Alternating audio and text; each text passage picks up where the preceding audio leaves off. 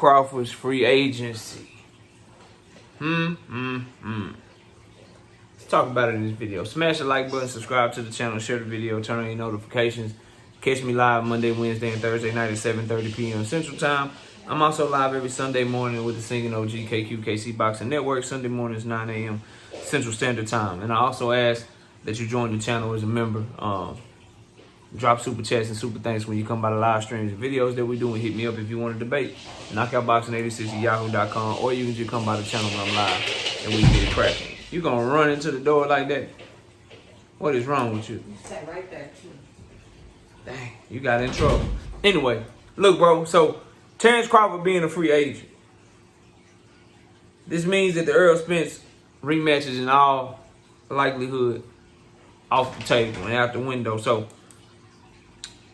as we look at the landscape for one Terence Bud Crawford, I gotta admit, all roads lead back to Premier Boxing Champions, and that's why we're doing a live stream later on today. Just this over reported demise of the PBC is just highly exaggerated and highly false, bro. At the end of the day, this is the demise of Canelo Alvarez and the way he moving and what he doing. It's an indictment on him. We'll talk about it though. That's a whole nother issue. We focusing on Terence Bud Crawford right now.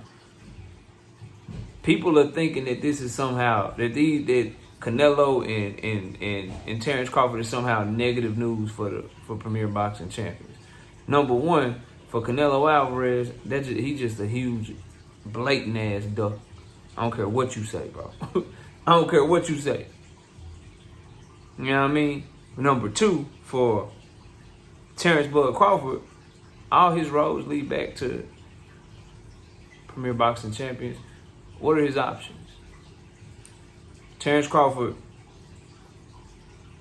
154 pounds. Everything leads to Jermell Charlo and Tim Tszyu. Where they fight at? Where they fight at? Matter of fact, him being a free agent just allows Premier Boxing Champions to negotiate a multiple fight deal with him. What are you gonna do? Go up to 154 and try to do a deal with Golden Boy and fight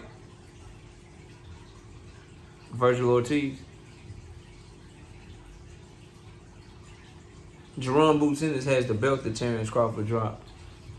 He said he got bigger fish to fry than Jerome Boots Ennis. Jerome Boots Ennis ain't a big enough fight. Does he think Virgil Ortiz is worth the risk? Is that a big enough fight for him? Virgil Ortiz is a damn good fight. Virgil Ortiz got one fight at 154, no championship belt to think about.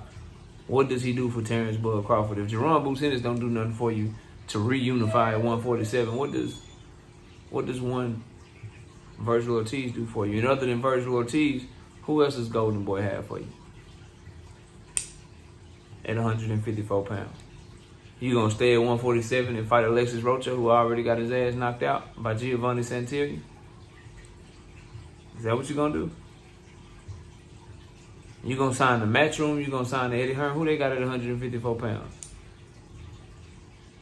Name the fighter, bro. What you gonna fight Conor Ben at 154 or some shit? Chris Eubanks Jr. or something? Have him come down to 154? Who are you fighting? For the type of money you want to fight and not have to go over to the UK to do it. You going back to Top Rank after suing their ass? And if you do go back, who they got for you at 154 pounds? You gonna go over to the Zone and Matchroom and hope that you can get a Canelo fight? Canelo can't afford to fight you. You know the backlash he gonna get for fighting Terence Crawford coming up 3 goddamn weight classes after fighting Jermell Charlo. You understand the backlash he gonna get for that shit? He ain't fighting your ass, bro. He already said it out of his own mouth. He ain't fighting your ass. You don't bring nothing to the table. But then again, we just gotta wait and see. I don't believe Canelo will fight him, but Canelo says a lot of shit that he ain't gonna do and then turn around and do it. So we can't take Canelo or his team at their word at all. Because they lying and moving around, and people just excuse them for it every single time they do some fugazi shit. But I know that Terence Crawford fans, for some reason, are anti-PBC, even though he got his biggest bag from Premier Boxing Champions, even though he got his biggest opportunity, his biggest legacy fight with Premier Boxing Champions. For some reason, his fans do not like Al Haymon of the PBC. But just because you don't like it don't mean it ain't true. And the truth of the matter is, the best move for him is to go back over there and see if he can get a multiple fight deal to fight a Jermell Charlo or a Tim Tszyu. The only other option is that if he stay a free agent and then invoke his super status as a WBO champion to move up and try to challenge Tim Tszyu as the mandatory. But now you run the risk of getting a mandatory split. You run the risk of the PBC saying, yeah, we put on the fight in Australia.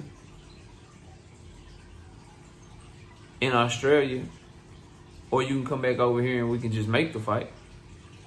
And you can play ball and you can give us multiple fights. So this idea that Premier Boxing Champion somehow lost its leverage or somehow is losing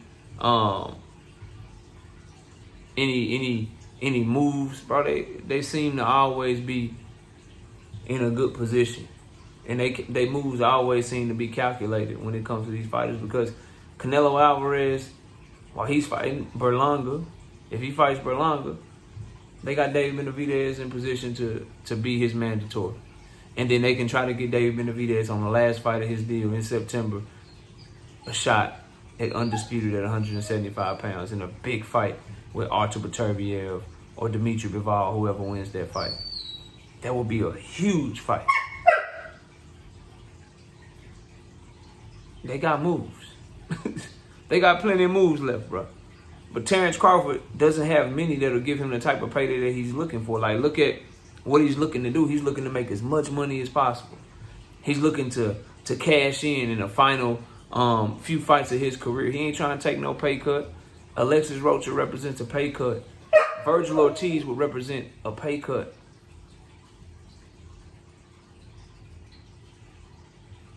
And a risky-ass fight. And no legacy, no championship, no nothing behind it. The biggest options, the biggest fights for him are a rematch with Errol Spence, a Jermell Charlo fight, and a Tim Tszyu fight. Those are the realistic ones. Outside the box is going up 3 weight classes to fight Canelo Alvarez, hoping he would be willing to take the backlash of doing that shit after fighting Jermell Charlo, after fighting a 40-year-old Triple G, after fighting a John Ryder, after trying to fight Jermall Charlo and refusing to fight Jermall Charlo because they wanted him to fight David Benavidez after, and now probably fighting Berlanga and fighting Jaime Munguia. He gonna backdoor all of that by bringing Terence Crawford up 3 weight classes? Come on, man. And in the meantime, what you gonna do? Just stay inactive and not fight nobody? Canelo's path for 2024 seems set.